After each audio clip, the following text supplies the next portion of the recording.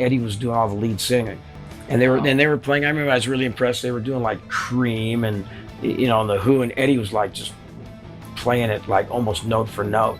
Sometimes the biggest dramas don't happen on stage, but behind closed doors. Michael Anthony, former Van Halen bassist and close friend to Eddie Van Halen. Hey, this is Michael Anthony from Van Halen, Chickenfoot, The Circle, you name it. I've played bass with him. Opened up about the real story behind Eddie's high-profile divorce from actress Valerie Bertinelli. To fans, they seemed like a rock and roll dream couple. I mean, I see more insane people in the TV world than I have in his world. I mean, But as Anthony reveals, things weren't as perfect as they looked. His perspective offers a rare, heartfelt glimpse into the personal struggles that fame often hides. Rel of Michael and Eddie. Michael Anthony and Eddie Van Halen's relationship is one of those classic rock band stories filled with ups, downs, misunderstandings, and a complicated mix of friendship and frustration. On the surface, they were bandmates in one of the most legendary rock bands ever, Van Halen, and you'd think they'd just get along like brothers. But if you dig a little deeper, you find a lot more nuance and tension than most people realize. To start with, Michael Anthony wasn't just some random bassist.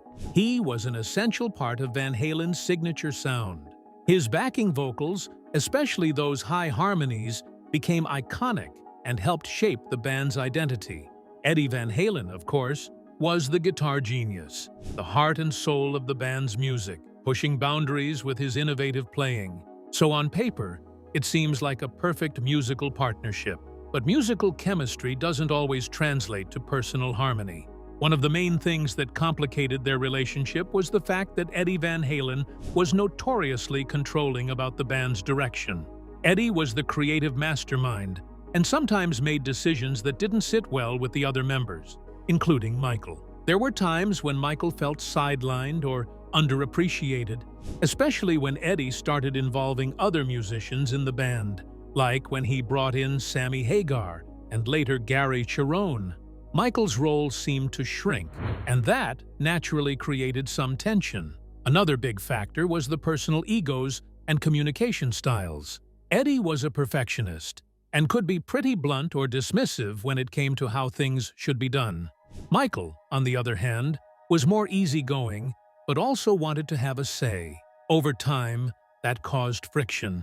Plus, the rock star lifestyle, with all the touring, partying, and pressure to keep delivering hits, added stress to their relationship. It's easy to forget that behind the music, they were just people dealing with the ups and downs of life and fame.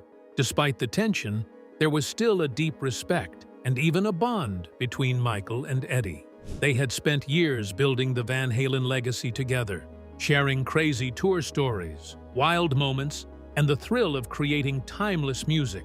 Michael has often spoken about how much he admired Eddie's talent and vision, even if they didn't always see eye to eye. And Eddie knew Michael's contributions were invaluable, especially his vocals and solid bass playing.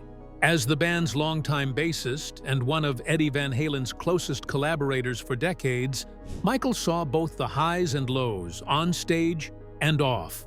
That definitely includes the high-profile relationship and eventual divorce between Eddie and actress Valerie Bertinelli. He's not a known talker, but he sure had something to say about his friend's marriage troubles. Did he like Valerie for Eddie?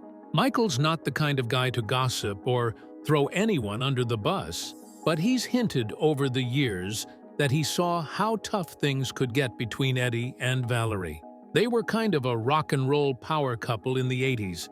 Him, the guitar god, her, the beloved TV star. But behind the scenes, fame, the pressure of touring, addiction, and just the challenges of marriage seemed to take a toll. Michael, always the chill and steady presence in the band, saw firsthand how Eddie's drinking and the stresses of the road made things harder at home. In interviews and conversations, you can tell he had empathy for both of them. He always respected Valerie and probably saw her as someone who genuinely cared for Eddie, especially during some of his darker times. Michael wasn't just some dude in the band. He was part of the family in many ways, and that meant he could sense when things were off, even if nobody said it out loud. By the time Eddie and Valerie split in 2007, Michael had already been kind of pushed out of Van Halen, which was its own drama. But even then, there didn't seem to be any bitterness from him toward either of them. If anything, he probably just wanted peace for his old bandmate. You get the sense that Michael knew Eddie and Valerie both tried their best, but sometimes love just can't survive the chaos that comes with that level of fame and the personal battles that come with it. The relationship really came into public focus around the later years of the band. When Eddie started involving his son Wolfgang Van Halen on bass, Michael was pushed out of the band. That move was pretty controversial and hurtful for Michael, who had been a core member since the beginning.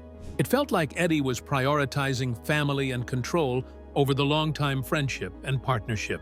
For fans, it was a shock and stirred up a lot of debates about loyalty, business decisions, and what it all meant for the band's legacy. Michael Anthony and Eddie Van Halen's relationship was a mix of brotherhood and rivalry, respect and resentment. It wasn't perfect, but it was real, and that's part of what made Van Halen's story so compelling. Dream couple turned co-parents. Eddie Van Halen and Valerie Bertinelli's relationship was one of those classic rock and roll romances that caught the public's eye, not just because of who they were individually, but also because of how different their worlds seemed at first glance. Eddie was this iconic guitar god, known for his revolutionary playing style and legendary band Van Halen, while Valerie was a bubbly, relatable TV actress famous for shows like One Day at a Time.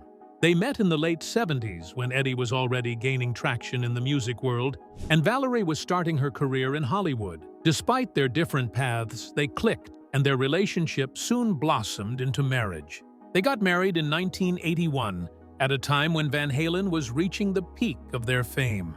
For a while, it looked like they had the perfect balance. Eddie with his wild rock star lifestyle, and Valerie bringing a grounded, down-to-earth vibe. They seemed like a power couple of the era, loved by fans and media alike. Valerie often talked about how supportive Eddie was of her career, and vice versa. Their marriage also brought a softer side to Eddie's public image, which was often dominated by his musical genius and the fast-paced rock scene around him.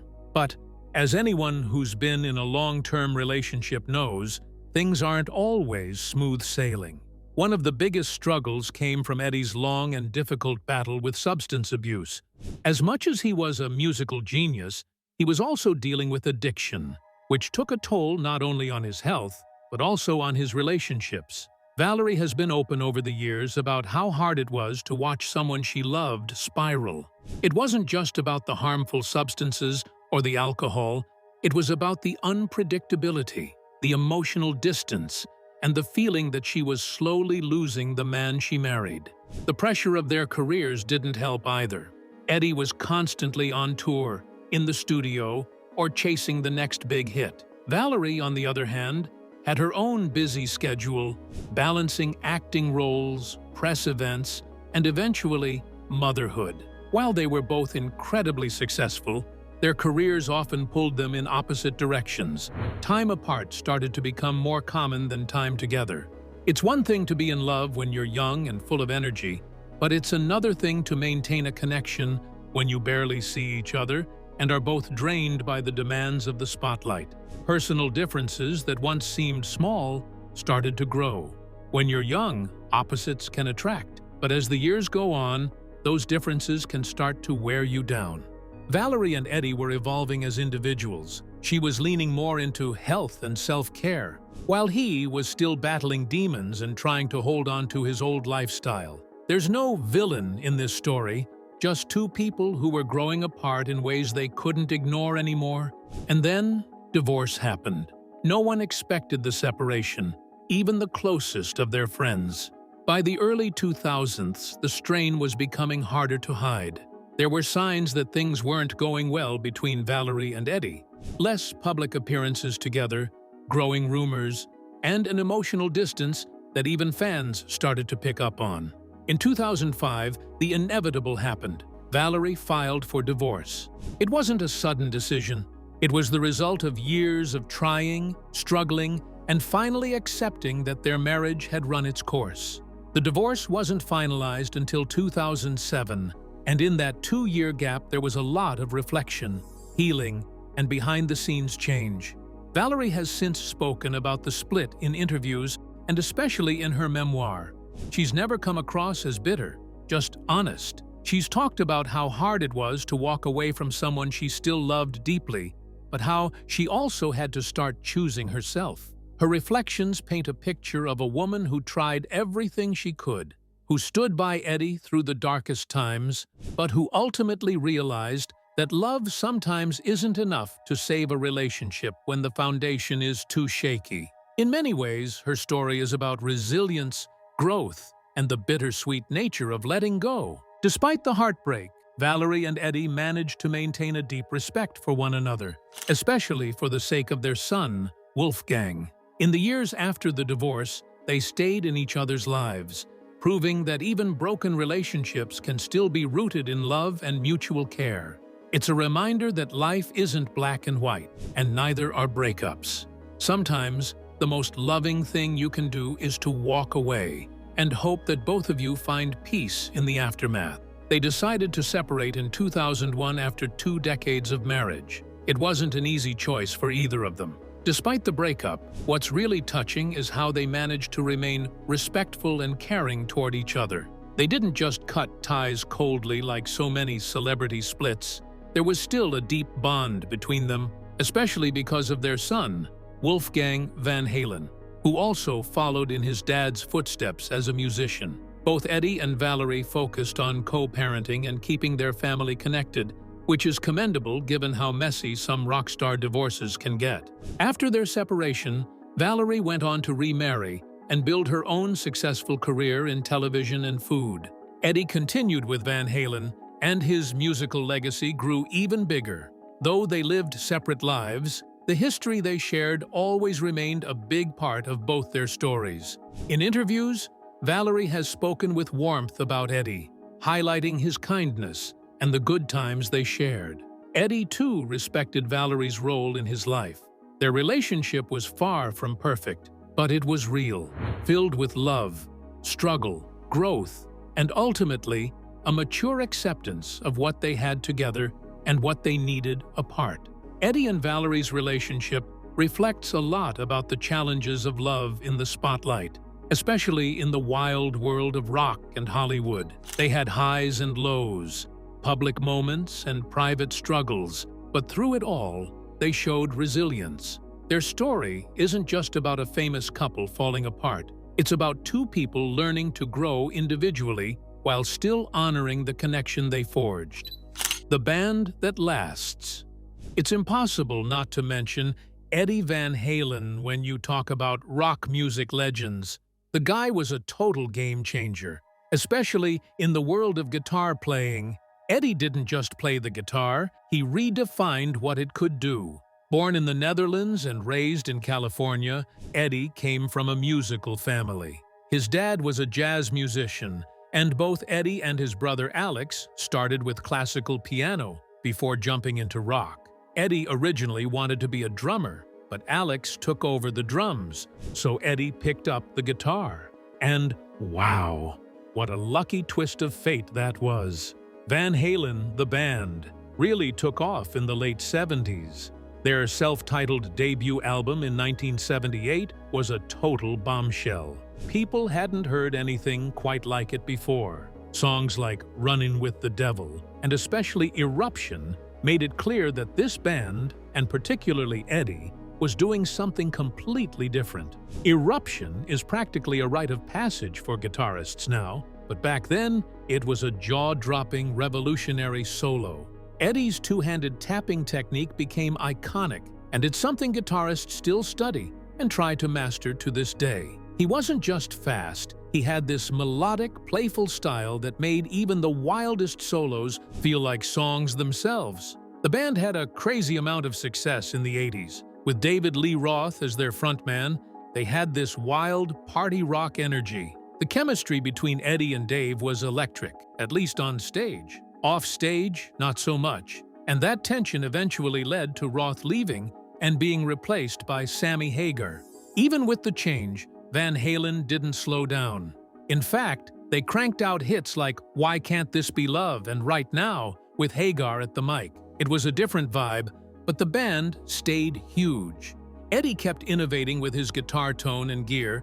He even built his own guitars, like the legendary Frankenstrat, mixing parts to get the exact sound he wanted. He was as much a mad scientist as he was a rock star. Why was he adored despite his personal struggles and imperfections? Put simple, he was skilled and talented. Eddie's influence is massive. Pretty much any rock or metal guitarist who came after him owes him something.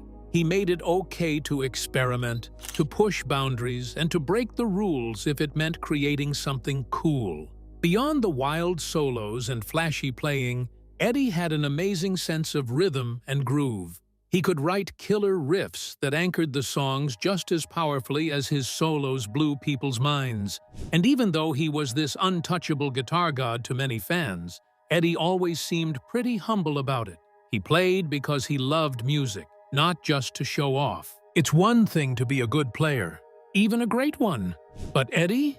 He created a sound that didn't really exist before him. He took the guitar and turned it into something almost supernatural, like a weapon of pure joy and chaos. That wild, high-pitched squeal in Eruption, that was him basically reinventing what the instrument could do. But it wasn't just his technical skill that made him beloved, it was the energy he brought to everything he played. When Eddie hit the stage, it wasn't about showing off, even though he absolutely could have. It was about fun. Watching him play was like watching someone who just loved what they were doing so much that it became contagious. His smile when he played, that sort of boyish mischief in his expression, made you feel like he was inviting you in on some musical prank, like, "Can you believe this sound I just made?" It was impossible not to get swept up in that joy. Then there's his innovation. Eddie wasn't content with just playing the guitar. He literally messed with it, took it apart, hot-rodded it, created his own Frankenstrat from spare parts. He didn't wait for someone to make the perfect guitar. He made it himself. That DIY attitude struck a chord, pun intended, with people. It said, don't wait around for permission, go make something cool. And let's not forget how his two-handed tapping technique blew people's minds. After Eruption, every guitarist wanted to learn how to do that. And for a while, it felt like rock music divided into before Eddie and after Eddie. On top of all that, Eddie had this rare ability to be both a virtuoso and a team player. Van Halen was never just the Eddie show. He built a band that rocked stadiums and partied hard. But there was heart behind the showmanship. He knew how to support a song, not just dominate it. His riffs were catchy, his solos were explosive, and his rhythm playing was underrated genius. And even though the band had its fair share of drama, Eddie's commitment to the music never wavered. You could tell that no matter what was happening backstage, the guitar was his truth. Sadly, Eddie passed away in 2020 after a long battle with cancer, and it hit the music world hard. Fans and musicians from all over paid tribute to him, sharing stories about how he inspired them to pick up the guitar or changed the way they looked at music. His legacy is massive, not just in the dozens of classic songs he left behind, but in the way he shaped modern rock guitar. Whether you're listening to a Van Halen album or hearing a kid try to nail a tapping solo on YouTube, Eddie's spirit is still alive in the music. Van Halen wasn't just a great guitarist. He was a musical pioneer. He made sounds no one thought were possible and had fun doing it. His success with Van Halen wasn't just about record sales or sold-out arenas. It was about changing the game and inspiring generations. The guy was one of a kind, and rock music wouldn't be the same without him. If you liked the video, give it a thumbs up and subscribe to the channel for more.